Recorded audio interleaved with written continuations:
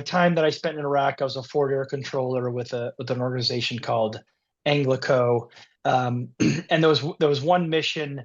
There was a time when the bad guys in our area were digging holes in roads and planting improvised explosive devices. So imagine just landmines on these roads, and for the ground element to move and communicate and try to work in that area, uh, you it was really difficult, really dangerous, and you had explosive ordnance disposal trying to clear roads during the day, very slowly, very methodically, find something, dig it up.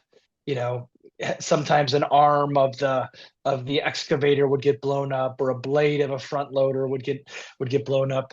So it was a very tedious, very difficult work. Well, on this one mission, we had planned for essentially, Dave, 12 hours of illumination flares to be dropped on this long stretch of road, which had become the bane of our existence because it was so heavily mined and IED'd. And my team was there providing overwatch for that mission.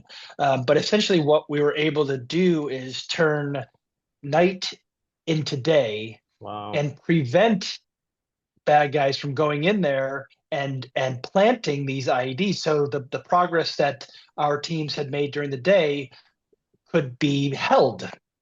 So all night long, and it's a super manual process because out of a C-130 had essentially a zillion of these illumination flares, and we're launching them from the back of the C-130 over and over and over all night long. And Holy moly.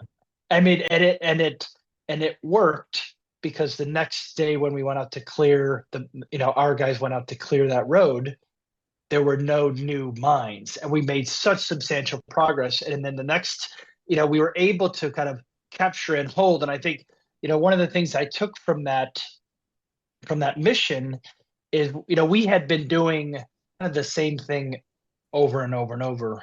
And, getting to at that point of my career, I had learned enough about the Marine Corps and enough about Marine Corps aviation. And I said, hey, I know C-130s can do this. And I know they're great at it. And I know they have great on station time. And I know what the bad guys are trying to do under the cover of darkness.